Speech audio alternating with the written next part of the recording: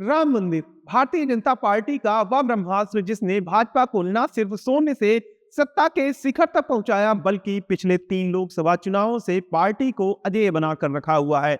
ये वही ब्रह्मास्त्र है जिसने आज देश के आधे से अधिक राज्यों में भाजपा की सरकार बनवा रखी है। ये वही ब्रह्मास्त्र है जिसने यह नारा दिया कि जो राम को लाए हैं हम उनको लाएंगे। लेकिन 2024 के लोकसभा चुनाव में कुछ ऐसा हुआ कि इस ब्रह्मास्त्र पर ही सवाल उठ गए।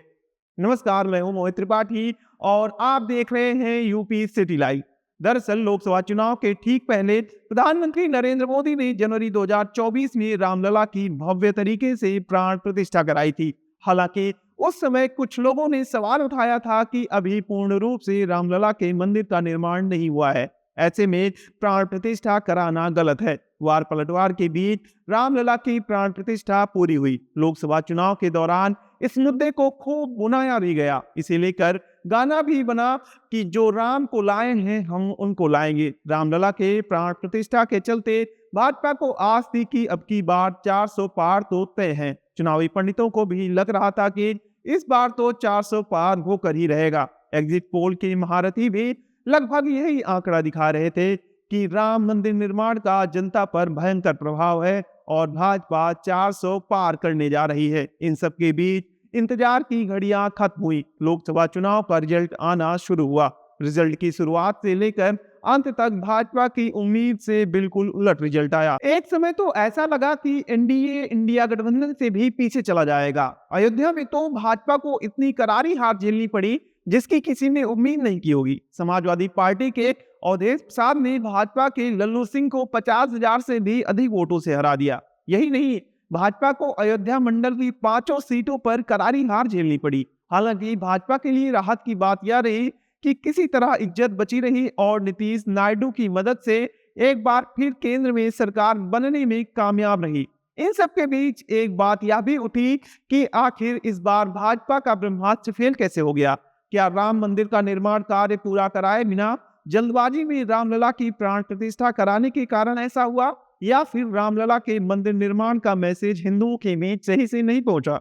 सवाल कई थे, लेकिन इन सब के बीच एक सवाल ये भी था कि क्या राम मंदिर का मुद्दा अब क्षीण हो गया है। सवाल यह भी था कि क्या भाजपा इस करारी हार के बाद अब राम मंदिर में दिलचस्पी रखेगी भी या नहीं। इन सब के बीच अब मुख्यमंत्री योगी आदित्यनाथ ने भी साफ कर दिया है कि उनके लिए राम ही सब कुछ है। उन्होंने स्पष्ट कर दिया है कि भाजपा कभी भी भगवान राम और राम मंदिर को भूलने वाली नहीं है। दरअसल मुख्यमंत्री योगी आदित्यनाथ शुक्रवार को अपने अयोध्या दौरे पर थे। इस दौरान सीएम योगी ने राम मंदिर में रामलला के दर्शन किए और हनुमानगढ़ी में भी पूजा अर्चना की। इसके बाद अयोध्या लिटरेचर फेस्टिवल कार्यक्रम में शिरकत करने पहुंच गए। इस दौरान एक संक्षिप्त संबोधन में सीएम योगी ने राम मंदिर और अयोध्या आने के संदर्भ में एक ऐसी बात कही जो अब चहुओर चर्चा का विषय बनी हुई है। सीएम योगी ने कहा कि हम लोगों ने 2017 में जब अयोध्या में दीपोत्सव के आयोजन को आगे बढ़ाया था, हमारे मन में एक ही बात थी और वो बात ये थी कि कैसे भी करके अयोध्या को उसकी पहचान मिलनी चाहिए, अयोध्या को वह सम्मान मिलना चाहिए जिसका वह हकदार है। मुख्यमंत्री योगी आदित्यनाथ ने आगे कहा कि एक द्वंद्व था जब अयोध्या में पहली बार आने की बात हुई। यद्यपि मेरे 3 पीढ़ियां श्री राम जन्मभूमि आंदोलन के लिए समर्पित थी,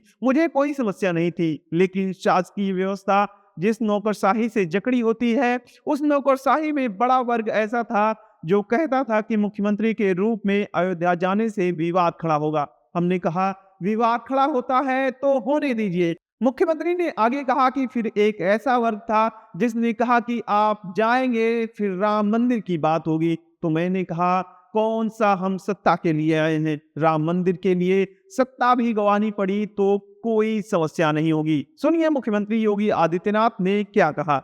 यद्यपि मेरी 3 पीढ़ियां श्री राम जन्मभूमि आंदोलन के लिए समर्पित थी, मुझे कोई समस्या नहीं थी, लेकिन शासकीय व्यवस्था जिस नौकरशाही से जकड़ी होती है, उस नौकरशाही में एक बड़ा वर्ग ऐसा था जो कहता था कि मुख्यमंत्री के रूप में अयोध्या जाने से विवाद खड़ा होगा।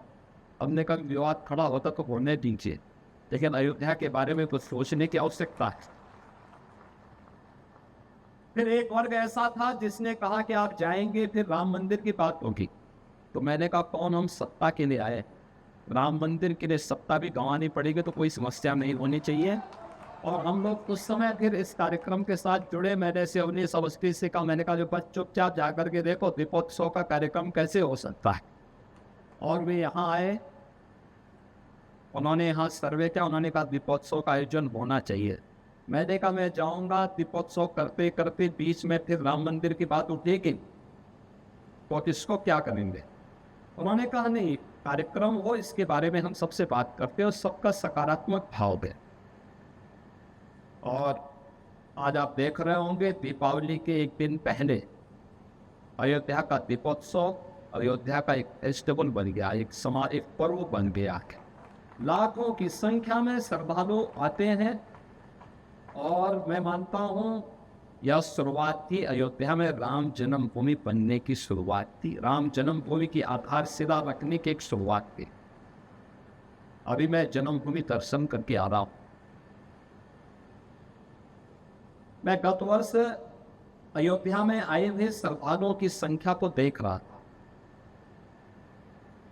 और मैंने 2015-16 में भी कितने श्रद्धालु यहाँ आए, 16-17 में कितने आए, वो आंकड़ों को भी देखा।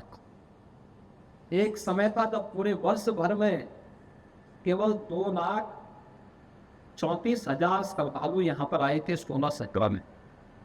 और मैं गत वर्ष के आंकड़े देख रहा था, गत वर्ष अयोध्या धाम में श्रद्धालुओं की संख्या आई थी 16 करोड़। आप अनुमान करिए क्या 2,34,000 और 16 करोड़ में कोई अंतर ही नहीं है। अभी आप देख रहे होंगे लाखों लोग अयोध्या में आज भी दर्शनार्थ आए थे।